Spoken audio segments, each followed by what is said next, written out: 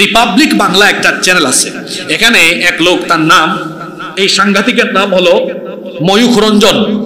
দেখবেন ব্যাং যেরকম লাফায় সেও এরকম লাফায়। ময়ূখ রঞ্জন লাফাই লাফাই ডিসপ্লেতে যখন বিরাট বড় একটা মানচিত্র আসছে, বলে এই যে এই যে এই যে এই যে এই চট্টগ্রাম, এখানে ফেনী মাত্র 20 কিলোমিটার, এখানে ভারতের সীমানা থেকে 20 কিলোমিটার দূরে। আমরা, এটা হলো বাংলাদেশের চিকেন নেক, আমরা এটাকে আগলে দিলে চট্টগ্রাম হিন্দু ভূমি হয়ে যাবে, স্বাধীন হয়ে যাবে। হে রে, চট্টগ্রাম তোর বাপ দাদার নাকি রে? হ্যাঁ, চট্টগ্রাম মানচিত্রের চট্টগ্রামের অংশের দিকে তোদের চোখ যদি আসে, সেই চোখ চট্টলার মানুষ উপড়ে ফেলবে। একটু এসে দেখ না, চট্টগ্রাম মানুষ তোদের, চট্টগ্রামের মানুষ তোদেরকে কেমন মেহমানদারি করে। তাদের চ্যানেল থেকে সর্বপ্রথম চট্টগ্রামের দাবি করা হয়েছে, তারপর সিলেট, তারপরে রংপুর। যেহেতু চট্টগ্রামের কথা আগে বলা হয়েছে, আজ চট্টগ্রাম মহানগরীর এই জুমা মসজিদ থেকে আমরা বলছি, যদি চট্টগ্রাম দখলের পরিকল্পনা এগিয়ে আসো, এই বীর চট্টলা থেকে দিল্লিতে ইসলামের পতাকা উড়ে দেওয়ার বিজয় যাত্রা সূচনা করে দেওয়া হবে। ভারতের দাদা বাবুদেরকে বলবো, আমার দেশের মানচিত্রের উপরে কুনজর দিলে 14 কোটি মুসলমান 140 কোটির কোয়ালিটি নিয়ে তোমাদের উপরে এমন ভাবে ঝাঁপিয়ে পড়বে, তোমাদের মানচিত্র টুকরা টুকরা হয়ে দিল্লিতে ইসলামের পতাকা উড়িয়ে দেওয়া হবে। ইয়া আইয়ুহান নবিয়্যু, হে নবী, হাসবুকাল্লাহু ওয়া মান ইত্তাবাআকা মিনাল মুমিনিন। হাসবুকাল্লাহ, আপনার জন্য আল্লাহই যথেষ্ট। ওয়া মান ইত্তাবাআকা মিনাল মুমিনিন, এবং যে সকল মুমিনরা আপনার অনুসরণ করে তাদের জন্য আল্লাহ যথেষ্ট। অর্থাৎ হে নবী, আপনার আর আপনার অনুসারী মুমিনদের জন্য যিনি এনাফ, যিনি যথেষ্ট, তিনি কে? এই আয়াত দ্বারা আল্লাহ তাআলা বুঝাচ্ছেন যে আল্লাহ রাসূলের সাথে আছেন, রাসূলের অনুসারীদের সাথে আছেন। এই আয়াত দুটি নাজিল হয়েছে বদর যুদ্ধের ঠিক আগ মুহূর্তে, বদর যুদ্ধের প্রাক্কালীন সময়ে। আল্লাহ তাআলা এই কঠিন সময়ে এই দুটি আয়াত নাজিল করে নবী এবং মুমিনদেরকে আল্লাহ বলছেন যে আপনি আর মুমিনদের জন্য আমি আল্লাহ এনাফ, যথেষ্ট। সুবহানাল্লাহ, এই কথাটার ওজন কতটুকু, যে আপনার সাথে আর আপনার অনুসারী মুমিনদের সাথে আমি আছি। আল্লাহ যার সাথে আছেন, আল্লাহ যার সাথে আছেন, তার সাথে কেউ না থাকলেও কোনো অসুবিধা নাই। যার সাথে আল্লাহ আছেন, গোটা পৃথিবী তাকে পরাস্ত করতে, মোকাবেলা করতে পারবে না। যে ব্যক্তির সাথে আল্লাহ আছেন, সেই ব্যক্তি আর মাইনরিটি থাকে না, সেই ব্যক্তি সকল শক্তির ঊর্ধ্বে চলে যায়। তাকে তামাম দুনিয়ার পরাশক্তি মিলেও আর মোকাবেলা করা সম্ভব হয়নি। আর হৃদয়ে এই চেতনা ধারণ করতে পারা, এটা একজন প্রকৃত মুমিনের আলামত, যে আমার সাথে গোটা দুনিয়ার কেউ না থাকলেও যিনি আছেন তিনি কে? আমাদের জাতির পিতা ইব্রাহিম আলাইহিস সালামকে নমরুদ আর তার দলবল বিশাল অগ্নিকুণ্ড জ্বালিয়ে সেখানে যখন নিক্ষেপ করার সব রকমের প্রস্তুতি সম্পন্ন করলো, কিছুক্ষণ পরেই ফেলে দিবে। বিশাল এলাকা জুড়ে আগুনের কুণ্ডলি জ্বালিয়েছে, একটু পরেই নিক্ষেপ করবে। এমন সময় ফেরেশতা এসে বললেন, আপনি যদি হুকুম করেন তো ফেরাউনে, তো নমরুদের এই অগ্নিকুণ্ডকে আমি এই অগ্নিকুণ্ডকে সাগরে নিক্ষেপ করব, এই আগুন আপনাকে কিছুই করতে পারবে না। জাতির পিতা তখন বললেন, তুমি যে আমাকে হেল্প করতে এসেছো, সাহায্য করতে এসেছো, আল্লাহ কি তোমাকে আদেশ করেছেন নাকি তুমি নিজে নিজে এই কথা বলছো? ফেরেশতা বললেন, না, আল্লাহ এখনো হুকুম দেন নাই। ইব্রাহিম আলাইহিস সালাম তখন বললেন, আল্লাহ যদি এখনো হুকুম করে না থাকেন তো তোমার মতো ফেরেশতার সাহায্য আমার দরকার নাই। কারণ আমি যে আল্লাহর জন্য ঈমানের এই কঠিন অগ্নি পরীক্ষার মুখোমুখি হয়েছি, ঈমানের এই অগ্নি পরীক্ষায় অবতীর্ণ হয়েও আমি ভীত হই নাই, আমার অন্তরে কোনো ভয় নাই। কারণ এই আগুনের পরীক্ষায় অবতীর্ণ হওয়ার কারণে আগুনে ঝাঁপ দিলে যদি আমার আল্লাহ আমার উপর খুশি হয়ে যান, তাহলে আমি একবার নয় দুইবার নয়, আমার আল্লাহ যতবার চাইবেন ততবার আমি আগুনে ঝাঁপ দিতে রাজি আছি। তিনি তখন ফেরেশতাকে বললেন তোমার মতো ফেরেশতার সাহায্য আমার দরকার নাই। তিনি তখন বললেন হাসবুনাল্লাহু ওয়া নি'মাল ওয়াকিল। কত বড় পাওয়ারফুল কথা এটা, হাসবুনাল্লাহু ওয়া নি'মাল ওয়াকিল। আমার জন্য আমার আল্লাহ যথেষ্ট, তিনি আমার উত্তম অভিভাবক। সুবহানাল্লাহ। এই পরীক্ষায় অবতীর্ণ হয়ে তিনি যখন তার এই তাওয়াক্কুল আল্লাহর উপর অবিচলতার প্রমাণ দিলেন, মহান আল্লাহ খুশি হয়ে গেলেন। আল্লাহ তাআলা তখন আগুনকে হুকুম করলেন, ইয়া নারু কুনি বারদাও ওয়া সালামান আলা ইব্রাহিম। হে আগুন, তুমি আমার খলিল, আমার বন্ধু ইব্রাহিমের জন্য তুমি শান্তিদায়ক হয়ে যাও। সুবহানাল্লাহ। আগুনের মালিক কে? তো মালিকের হুকুমই তো গোলাম মানবে। যখন বলা হলো আগুন তুমি শান্তিদায়ক হয়ে যাও, নমরুদ আর তার বাহিনী ইব্রাহিম আলাইহিস সালামকে আগুনে ফেলে দিয়ে খুব ফুর্তিতে আসে, আমার শত্রু ইব্রাহিম শেষ। কিছুক্ষণ পরে একটা কয় স্যার দেখেন না কারবার। কই কি হইছে? কয় লিডার দেখেন, আমরা তাকে আগুনের কুণ্ডলিতে ফেললাম, আগুন তো তাকে পুরাতে পারছে না, আগুন তো ইব্রাহিমের জন্য ফুলের বাগান হয়ে গিয়েছে। যে ব্যক্তি আল্লাহকে ভয় করে, যে আল্লাহর হয়ে যায়, তামাম দুনিয়া তার হয়ে যায়। সুবহানাল্লাহ পড়বেন না? যার সাথে আল্লাহ আছেন কেউ তার কোনো ক্ষতি করতে আগুনও পুরাতে পারে না। সুবহানাল্লাহ। ওইদিকে আবার মুসা নবী তার উম্মত বনি ইসরাইলকে নিয়ে বড় টেনশনে পড়ে গিয়েছেন। কারণ ফেরাউন গোটা মিশরে বনি ইসরাইলের লোকদের উপরে অবর্ণনীয় জুলুম নির্যাতন চালাচ্ছে। আল্লাহর নবী মুসা আলাইহিস সালাম টেনশনে পড়ে গেলেন, দুশ্চিন্তায় পড়ে গেলেন, উম্মতকে কিভাবে নাজাত দেওয়া যায়। আল্লাহ তাআলা তখন মুসা নবীকে বললেন, তুমি তোমার উম্মত বনি ইসরাইলকে নিয়ে রাতের অন্ধকারে মিশর ছেড়ে চলে যাও, মিশর থেকে রওনা করো। রাতের অন্ধকারেই তিনি রওনা করলেন। এই খবর ফেরাউন যখন পেল, সেও তার বাহিনী নিয়ে পেছন পেছন ধাওয়া আরম্ভ করলো। দিনের বেলা, সকাল বেলা ইব্রাহিম আলাইহিস সালাম, মুসা আলাইহিস সালাম তার অনুসারীদেরকে নিয়ে মুসা নবী যখন লোহিত সাগরের সামনে চলে গেলেন। এখন সামনে সাগর, সামনে এই সাগর কিভাবে তারা পাড়ি দিবেন। হঠাৎ করে দেখলেন কিছুক্ষণ পরে ফেরাউনের বাহিনী, সামনে হলো লোহিত সাগর আর পিছনে হলো ফেরাউনের বাহিনী। অবস্থা এত জটিল আকার ধারণ করলো, সামনে গেলেও এখন মরণ, পিছনে গেলেও এখন মরণ। এই অবস্থার সম্মুখীন যখন তারা হয়ে গেলেন, তখন বনি ইসরাইলের লোকেরা বলল, মুসা তুমি কোথায় আমাদেরকে নিয়ে আসলা? এখানে তো মরণ ছাড়া কোনো উপায় নাই, মরণ ছাড়া কোনো পথ নাই, সামনেও মরণ পিছনেও মরণ। দেখেন আল্লাহর উপর তাওয়াক্কুল থাকলে কি হয়। মুসা নবী তখন বললেন, কে বলেছে সামনে মরণ পিছনেও মরণ? তারা বলল, কেন? দেখো না সামনে সাগর, পিছনে ফেরাউনের বাহিনী, আমরা তো সংখ্যায় কম, তারা তো আমাদেরকে শেষ করে ফেলবে। মুসা নবী তখন বললেন, কে বলেছে আমরা একা আছি?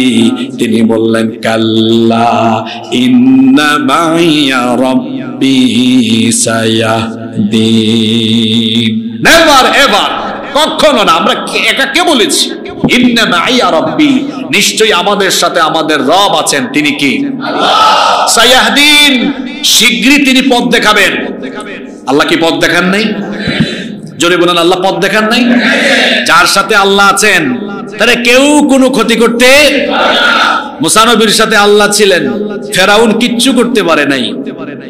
ইব্রাহিম আলাইহিস সালাম জাতির পিতার সাথে আল্লাহ ছিলেন, আগুনও জাতির পিতাকে জ্বালাতে। আর আমার নবী তো হিজরতের রাতে তার সাথী আবু বকর সিদ্দিক রাদিয়াল্লাহু আনহুকে নিয়ে রওনা করলেন। দিনের আলো ফুটে উঠতেছে, এমন সময় আবু বকর রাদিয়াল্লাহু আনহু বললেন, সকাল হয়ে যাচ্ছে, সূর্য উদিত হয়ে যাবে, দিনের বেলা আমরা পথ চললে কাফিররা আমাদেরকে চিনে ফেলবে। ওগো আল্লাহর নবী চলেন গারে সূর, এই সূর গুহার মধ্যে আমরা এখানে অবস্থান করি। আল্লাহর রাসূল সহ আবু বকর রাদিয়াল্লাহু আনহু সেখানে অবস্থান নিলেন। দিনের বেলা কাফিরের গোষ্ঠী আস্তে আস্তে এই গুহার কাছে চলে আসলো। গুহাটা এত সংকীর্ণ, এত ছোট, বসে মাথা উঁচু করলে উপর থেকে মাথা দেখা যায়, কাছে আসলে পরে ওখানে কে আছে বোঝা যায়। আবু বকর সিদ্দিক রাদিয়াল্লাহু আনহু বললেন, আমরা তো বড় বিপদে পড়ে গেলাম, কাফিররা কাছাকাছি চলে এসেছে, আর একটু এগিয়ে আসলেই আমি আর আপনি ধরা পড়ে যাব। আমরা মাত্র 2 জন আর তারা অনেকজন। এই কঠিন সময় আল্লাহর নবী একটুও ভয় পেলেন না। আল্লাহর নবী বললেন, আবু বকর, কে বলেছে আমরা 2 জন? লা তাহজান ইন্নাল্লাহা মা'ানা, ভয় করো না, হতাশ হয় না, নিশ্চয়ই আমাদের সাথে আছেন কে? জোরে বলেন, সাথে আছেন কে? কাফিরের দল কিচ্ছু করতে পেরেছে? আল্লাহ তো বলেছেন, আমার নবী বদরে যখন নবী 313 জন নিয়ে গিয়েছেন, বলছেন হাসবুকাল্লাহু ওয়া মান ইত্তাবাআকা মিনাল মুমিনিন, কাফিরদের জন্য আপনি আর আপনার অনুসারী লাগবে না, আমি আল্লাহই এদেরকে মোকাবেলার জন্য, শায়েস্তার জন্য যথেষ্ট। আল্লাহু আকবার। আমার দেশে 14 কোটি মুসলমান, 20 কোটি প্রায় জনসংখ্যা। পাশের দেশের লোকেরা মনে করছে আমাদেরকে ধরলে এবলা থেবলা বানিয়ে ফেলবে। আমরা বলছি,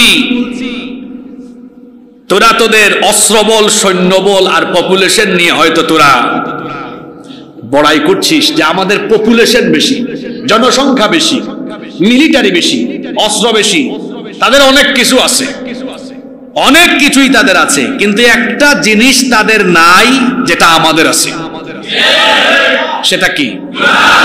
সেটা কি? আমাদের এই ঈমানি অস্ত্রের সামনে তোমরা কোটি কোটি কাফির দাঁড়িয়ে গেলেও বেশিক্ষণ টিকতে পারবে না, ধুলাবালির মতো উড়ে যাবা। কারণ আমাদের জন্য যথেষ্ট কে? আপনারা ভয় পাচ্ছেন নাকি? ভয় যেন না পান, এই আয়াতগুলো আজকে নিয়ে আসলাম। কোরআনে সব আছে, কোন সময় কি লাগবে সব ঔষধের ভেতরে আছে না নাই? আল্লাহ বলছেন মুমিনদের জন্য আমি যথেষ্ট। আমি থাকলে মুমিনদের কোনো টেনশনের কারণ আছে? যেভাবে আল্লাহর ওয়াদা সেভাবেই আল্লাহর বাস্তবায়ন। আল্লাহ বললেন, আমি অবশ্যই তোমাদের সাথে আছি, তোমাদের কোনো টেনশন নাই, তোমাদের কোনো ভয় নাই। আল্লাহর নবী 313 জন বদরি সেনা নিয়ে বদরের ময়দানে হাজির হলেন। ওইদিকে কাফেরদের সংখ্যা 1000। মনে রাখবেন, মুসলমানরা কখনো কোয়ান্টিটি দিয়ে বিজয়ী হয় নাই, মুসলমানরা বিজয়ী হয়েছে কোয়ালিটি দিয়ে। কি দিয়ে? কোয়ান্টিটি দিয়ে বিজয় আসে না, কোয়ালিটি দিয়ে বিজয় আসে। যুগ জামানা পাল্টে দিতে চাই না অনেকজন, একজনই আনতে পারে জাতির জাগরণ। বক্কর সক্কর এতগুলা দিয়া হবে না। কাজের কাজে 1-2টাই যথেষ্ট। বক্কর সক্কর এতগুলা কি হবে? আমাদের কিছুই হবে না। কাজের কাজে একজনই। এইদিকে মুসলমানের সংখ্যা 313, কাফিরের দল এদের সংখ্যা 1000। এদের অস্ত্র বেশি, সৈন্য বেশি, অর্থ বেশি, বাহনও বেশি। ভালো করে শুনেন, তাদের বাহিনীতে 1000 সবাই ট্রেনিং প্রাপ্ত সেনা, প্রশিক্ষিত সেনাবাহিনী। অস্ত্রের সংখ্যা বেশি, রসদের পরিমাণ বেশি, ঘোড়ার পরিমাণ বেশি, উটের পরিমাণ বেশি, সৈন্যের পরিমাণ বেশি। আর এদিকে মুসলমানদের দিকে আসেন, রসদ কম, অর্থ কম, ঘোড়া কম, উট কম, সৈন্য কম, আবার কারো কোনো ট্রেনিং। এইদিকে সবার কম কম, আর এইদিকে সবার বেশি বেশি, এখন বেশি বেশি হওয়া সত্ত্বেও তারা ইমানদারদের সাথে পারে নাই। কারণ ইমানদাররা যখন ইমানি চেতনা নিয়ে, ইমানের অস্ত্র নিয়ে দাঁড়িয়েছে, তাদেরকে যিনি সাহায্য করেছেন, তাদের সাথে যিনি ছিলেন, তিনি কে? সে আল্লাহ স্মরণ করিয়ে দিচ্ছেন। শোনো মুসলমানরা, কোয়ান্টিটি দিয়ে বিজয় আসে না, স্মরণ করে রেখো। আল্লাহ তাআলা কোরআনে কারীমের 3 নম্বর সূরা আলে ইমরানের 123 নম্বর আয়াতে বলছেন, ওয়ালাকাদ নাসারাকুমুল্লাহু বিবাদরিন ওয়া আনতুম আযিল্লাহ ফাত্তাকুল্লাহা লাআল্লাকুম তাশকুরুন। আর অবশ্যই আল্লাহ তোমাদেরকে বদরে সাহায্য করেছেন যখন তোমরা ছিলে সংখ্যায় অত্যন্ত অল্প, যখন তোমরা ছিলে হীনবল, যখন তোমাদের সংখ্যা ছিল বড় কম। আল্লাহর নবী যখন এই কম সংখ্যক 313 জন বদরি সেনা নিয়ে দাঁড়িয়ে গেলেন, আল্লাহর নবী তখন ইমানদারদেরকে বললেন, ভয় পেও না, তোমাদের কাছে ঈমান আছে, ওদের কাছে ঈমান নাই। যদি ঈমানের চেতনা নিয়ে দাঁড়াও, কাফিরদেরকে তোমরা মোকাবেলা করা লাগবে না, কাফিরদেরকে আল্লাহ ফেরেশতা পাঠায়া মোকাবেলা করবেন। আল্লাহু আকবার। রব্বুল আলামিন কোরআনে কারীমে সূরা আলে ইমরানের 124 নম্বর আয়াতে বলছেন, ইয তাকুলু লিল মুমিনিনা আলাই ইয়াকফিয়াকুম আইয়ুমিদ্দাকুম ربكم بثلاثة آلاف من الملائكة মুনজালিন। আল্লাহ বলছেন, ও নবী স্মরণ করুন, যখন আপনি মুমিনদেরকে বলেছিলেন তোমাদের ঈমান আছে আর এদের কাছে ঈমান নাই, তো এটা কি যথেষ্ট নয় যে তোমরা ঈমানের উপর অবিচল থেকে কাফিরদের মোকাবেলায় দাঁড়িয়ে যাবে? কাফিরদের মোকাবেলায় যদি তোমরা দাঁড়িয়ে থাকো, আল্লাহ বলেছেন 3000 ফেরেশতা নাজিল করে আল্লাহ তোমাদেরকে সাহায্য করবে। এরপরে আল্লাহ মনে করেন নাই। এত আস্তে বললেন কেন? দুর্বল মুসলমানের মতো না, সবল মুসলমানের মতো বলেন। ফজুমিয়া মসজিদের মুসল্লিরা দুর্বল হবে কেন? তাজা তাজা আওয়াজ হবে। আল্লাহ কি সাহায্য করেন নাই? বদরে 313 জন নিয়ে আল্লাহ নবী হাজির। এবার শুনেন, আল্লাহ ফেরেশতাকে ডাক দিয়েছেন, ফেরেশতারা এদিকে আয়। ফেরেশতারা এসেছে সূরা আনফালের 12 আর 13 নম্বর আয়াত। শুনেন, আল্লাহ বলছেন, ইয ইউহি রাব্বুকা ইলাল মালাইকাতি আন্নী মাআকুম ফাসাব্বিতুল্লাযীনা আমানু সাউলকি ফি কুলুবিল্লাযীনা কাফারুর রু'বা ফাদরিবু ফাওকাল আ'নাকি ওয়াদরিবু মিনহুম কুল্লা বানান। আল্লাহ বলছেন, স্মরণ করুন, যখন তোমাদের পালনকর্তা ফেরেশতাদেরকে আদেশ দিলেন, আমি তোমাদের সাথে আছি। ফেরেশতাদেরকে বললেন, আমি তোমাদের সাথে আছি, অতএব ঈমানদারদেরকে তোমরা যুদ্ধের ময়দানে দৃঢ় রাখো, অবিচল রাখো, অর্থাৎ এমন কাজ করো যাতে ঈমানদাররা এখান থেকে আর পিছনে না যায়। কি করবা? আল্লাহ ফেরেশতাদেরকে বললেন, আমি কাফিরদের অন্তরে ভয় ঢুকাবো, আর তোমরা ফেরেশতারা নামো, নামার পরে ফাদরিবু ফাওকাল আ'নাকি ওয়াদরিবু মিনহুম কুল্লা বানান। আমার ঈমানদার 313 জন দাঁড়িয়েছে, আমি ওয়াদা দিয়েছি তাদের সাথে আমি আছি। তারা কাজ করার আগে তোমরা কাজ করো, তোমরা কাফিরদের গর্দানের উপরে আঘাত হানো, জুড়ায় জুড়ায় মারো। আল্লাহু আকবার। এটা কিসের আয়াত? জোরে বলেন। এখন এই আয়াতটা কি, এই আয়াতের সাথে আসলে কি বদর যুদ্ধের বাস্তব মিল ছিল কি ছিল না? আগে বলিয়েন না, মিল ছিল কি ছিল না। এবার শুনেন, আবু জেহেলের ছেলে, তার নাম হলো ইকরিমা বিন আবু জাহাল। আবু জেহেলের ছেলে বলতেছে, ওই দিন আমাদের সেনাদের এই গর্দান থেকে মাথা শুধু পড়ে, কিন্তু সামনে তাকায় দেখি মুসলমানদের কেউ নাই। চিন্তা করলাম পিছনে আমরা যারা ছিলাম চিন্তা করলাম মুসলমানের বাহিনী আসার আগে আমাদের লিডারদের মাথা কেমনে পড়ে। যখন আমরা সামনে এগিয়ে আসলাম তখন আমরা দেখলাম মুসলমান কোন বাহিনী না, সাদা সাদা পোশাক পরিহিত, তলোয়ার হাতে নিয়ে বিরাট এক বাহিনী এলো পাতারি ভাবে আমাদের উপর আক্রমণ করেছে। মুমিনের সাথে কে? যদি বলেন সাথে কে? এটা তো আবু জেহেলের পুলা বলছে। আরো অনেকে কি বলছেন শোনেন। আবু দাউদ আল মাজিনী তিনি বলছেন, আমি এই লোকটা বলছে আমি একজন মুশরিককে মারতে যাব। এক সাহাবী, বদরি সাহাবী, তিনি বলছেন আমি একজন মুশরিকের গায়ে আঘাত করতে যাব। আমি তার গায়ে আঘাত করার আগেই দেখলাম তার মস্তক আমার পায়ের সামনে চলে এসেছে। আমি তাকায় দেখি সাদা সাদা এক বিরাট বাহিনী এসে এলো পাতারি কাফেরের উপর আক্রমণ করেছে। আল্লাহু আকবার। আল্লাহর ওয়াদা সত্য না মিথ্যা? আল্লাহর ওয়াদা সত্য না মিথ্যা? এভাবে আল্লাহ বদরে মুসলমানদেরকে সাহায্য করেছেন। কাফিররা ভেবেছিল মুসলমানদেরকে তারা কচুকাটা করবে, কিন্তু তাদের চিন্তা ভাবনার ব্যতিক্রম ঘটলো। বরং উল্টা আল্লাহর বাহিনী, ফেরেশতার বাহিনী কাফিরদেরকে সাইজ করলো। শুধু বদর নয়, খন্দকের কথা নিশ্চয়ই আপনাদের মনে আছে। খন্দকে কাফিরের বাহিনী ছিল 10,000, মুসলমানের বাহিনী মাত্র 3,000। 10,000 এটাকে আহজাবের যুদ্ধ বলা হয়। কোরআনের 33 নম্বর সূরার নাম সূরা আহজাব। এই সূরার মধ্যে এই যুদ্ধের কাহিনী আছে। সিরাতের আলোচনায় আমি বলেছিলাম এগুলো। আজকে একটু সংক্ষেপে এক বাক্যে মনে করাই দেই।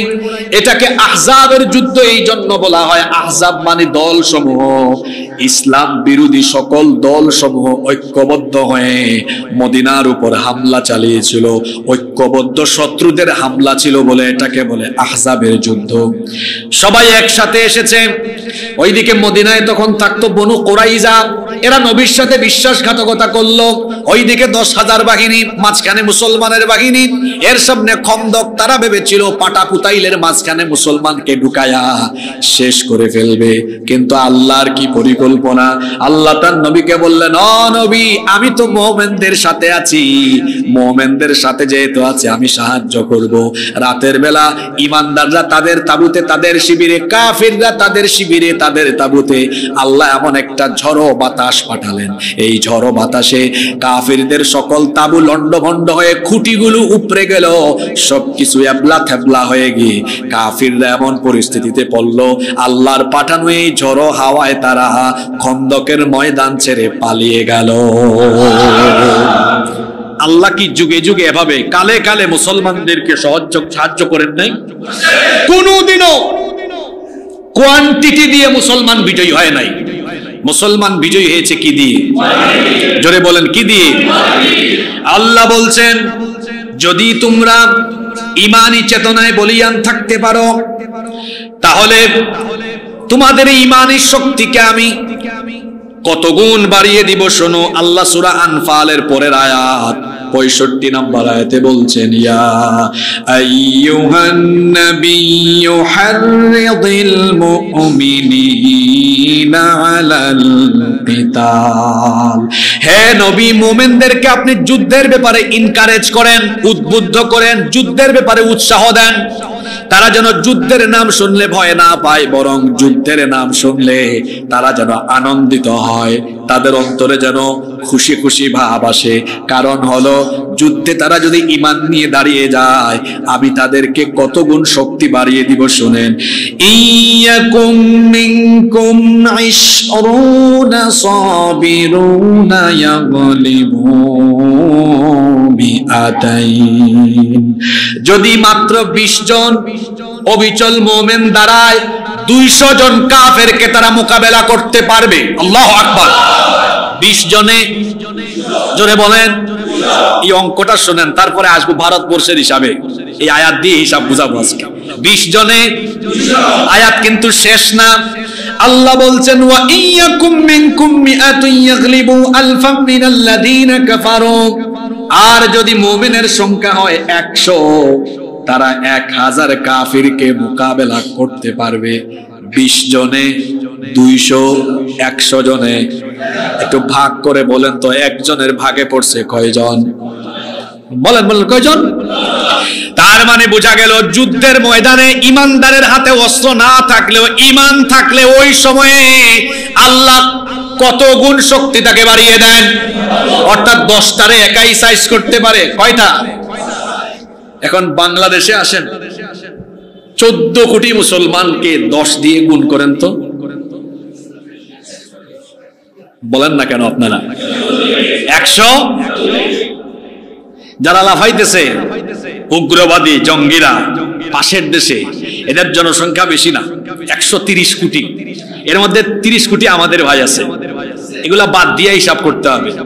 তাইলে ওরা কত কত? আর 14কে 10 দিয়া গুণ মারেন। আমরা কোয়ালিটিতে, আমরা কোয়ান্টিটিতে 14 কোটি, কোয়ালিটিতে কত কোটির সমান? জোরে বলেন কত কোটি? কি দুর্বল জাতের ইমানদার বসছে। আপনার তো একজনের সমান না, অর্ধেকও না। 14 কোটি কয়জনের সমান? 100। ভারতের দাদা বাবুদেরকে বলবো, আমার দেশের মানচিত্রের উপরে কুনজর দিলে 14 কোটি মুসলমান 140 কোটির কোয়ালিটি নিয়ে তোমাদের উপরে এমন ভাবে ঝাঁপিয়ে পড়বে, তোমাদের মানচিত্র টুকরা টুকরা হয়ে দিল্লিতে ইসলামের পতাকা উড়িয়ে দেওয়া হবে। এটা কুরআনিক হিসাব। কিসের হিসাব? আজকে বাড়ির যাইয়া এই 64 আর 65 নাম্বার আয়াত পয়রা ইমানের ব্যাটারিতে একটু চার্জ মাইরা দিয়ে পারবেন না ইনশাআল্লাহ? একজন কতজনের সমান? 10 জন। হিসাব শেষ না তো, হিসাব শুনেন। এটা যুদ্ধের হিসাব, এটা যুদ্ধের সূরা। এটা কিসের সূরা? এই সূরার মধ্যে যুদ্ধ সংক্রান্ত আলোচনা। তো যুদ্ধ আসলে আপনি কি করবেন? সব কথাবার্তা কোরআনে নাই। সামনে যদি কোনো যুদ্ধ আসেও আমাদের কোনো টেনশন নাই। 1500 বছর আগে আল্লাহর নবী বলেছেন, এটা নাসাই শরীফে আর তিরমিজি শরীফে হাদিস এসেছে, ইসাবাতানি মিন উম্মতি আহরাজাহুমাল্লাহু মিনান নার। আমার উম্মতের 2টি দলকে আল্লাহ তাআলা জাহান্নামের আগুন থেকে মুক্তি দিবেন, তাদেরকে আল্লাহ জান্নাত দিয়ে দিবেন। কয়টা দল? আরো জোরে বলেন কয়টা দল? আল্লাহর নবী বলেছেন আমার উম্মতের 2টা দলকে আল্লাহ জাহান্নাম থেকে মুক্তি দিবেন, এদের জন্য জান্নাত। একটা দল হলো ইসাবাতুন তাগজুল হিন্দ, যারা হিন্দুস্তানের সাথে যুদ্ধ করবে, এদেরকে আল্লাহ মাফ করে জান্নাত দিবেন। সুবহানাল্লাহ। তার মানে হিন্দুস্তানিদের সাথে যুদ্ধ হবে, এটা 1500 বছর আগে হাদিসের ভাষায় ভবিষ্যৎবাণী করেছেন মুহাম্মদ সাল্লাল্লাহু। এটাকে বলে গাজওয়াতুল হিন্দ, হিন্দুস্তানের যুদ্ধ। আল্লাহর নবী বলেছেন আমার উম্মতের 2টা দলের গুনাহ মাফ, এরা নিশ্চিত জান্নাতি। এক গ্রুপ হলো যারা হিন্দুস্তানের সাথে যুদ্ধ করবে, 2 নাম্বার হলো ওয়াইসাবাতুন তাকুনু মা ঈসা ইবনে মারইয়াম আলাইহিস সালাম। আরেক দল হলো যারা ঈসা আলাইহিস সালামের সাথী হবে। আমরা জানি ঈসা আলাইহিস সালাম এখনো মারা যান নাই, তিনি আবার আসবেন। ইমাম মাহদির আগমনের পরে ঈসা আলাইহিস সালাম আসবেন আর তিনি দাজ্জালকে কতল করবেন।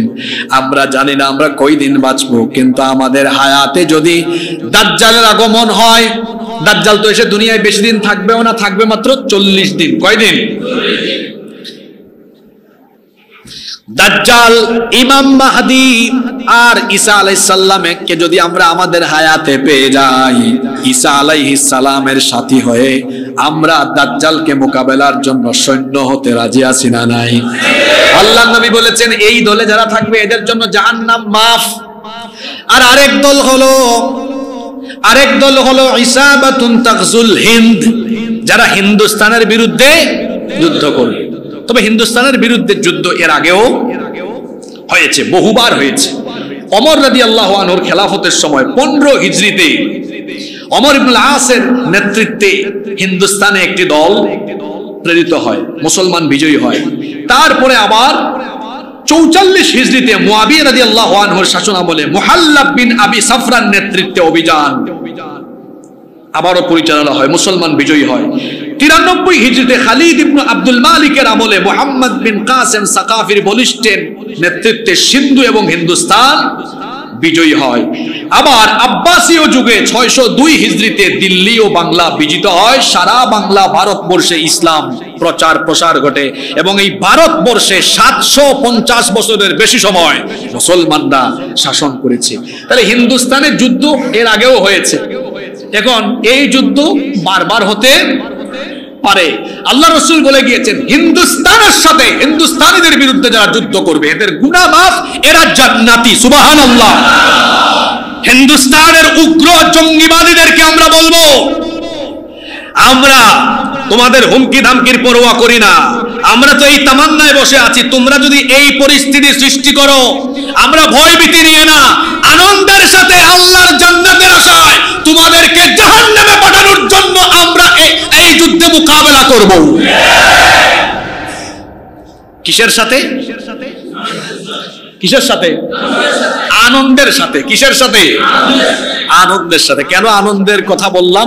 কারণ এই যুদ্ধে অংশগ্রহণ করলেই জাহান্নাম মাফ। বলেছেন মুহাম্মাদুর